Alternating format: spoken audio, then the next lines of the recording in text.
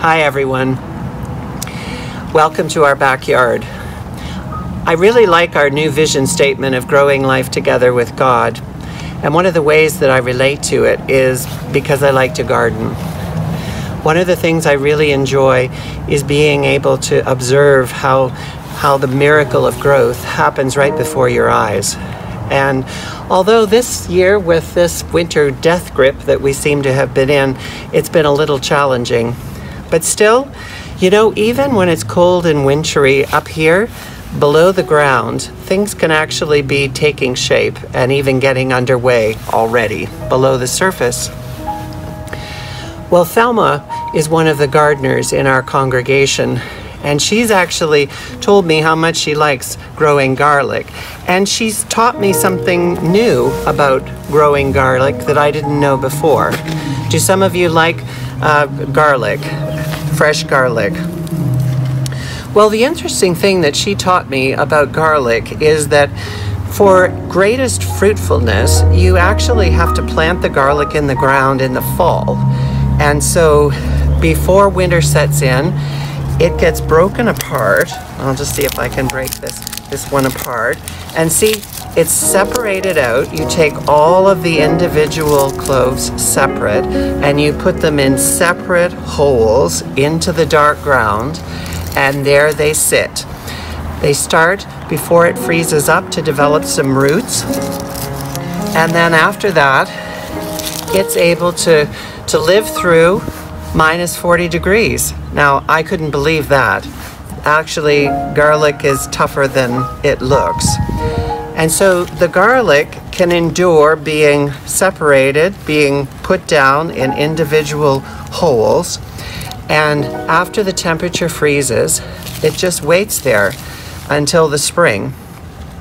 And then one of the things that helps it is dormancy. And so after the period of dormancy is over and spring comes, then the garlic already has roots underway, and it can just spring forth, and it actually gives the garlic a head start and produces much more fruitful garlic in the end. Well, this kind of reminds me of John 12, where Jesus talks about the meaning of his cross and resurrection, something that's fresh in our mind in this first week of Easter.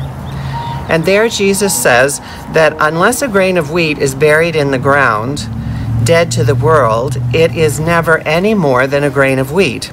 But if it's buried, it sprouts and reproduces itself many times over. In the same way, anyone who holds on to life just as it is destroys that life. But if you let it go, reckless in your love, then you'll have it forever, real and eternal. Well, in such times as this, sometimes it can be easy to get caught up in the fear and anxiety and the worry. And these are perfectly normal human responses. But at the same time, I invite you to remember that God is indeed present within this global situation that we're in, and that God is already at work trying to work it towards our good and for the good of our world.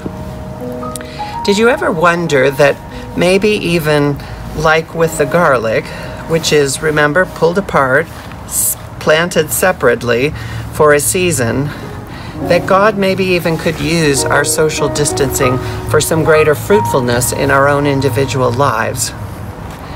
Did you ever wonder that by letting go of much of our busy doing, that God could actually prepare us for a new, greater season of fruitfulness because of it? I think actually that there's a great lesson in this garlic for all of us and for our spiritual lives as well, even in these days of isolation and social distancing. Maybe sometimes you think you just can't possibly endure another day of this, but think of the garlic. I didn't think it could withstand minus 40 degrees either. It's actually tougher than it looks, and I think we are too. And doesn't it make a difference to know that God will not waste such a time as this, but can actually use it for our good? You may remember that in the Sermon on the Mount, that Jesus says, when you pray, enter into your room and shut the door.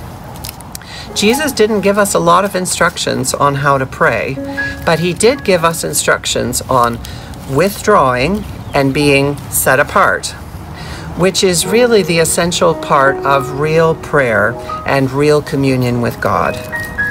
You see, the voice of God is very gentle and quiet, and we cannot hear it if we let other louder voices compete.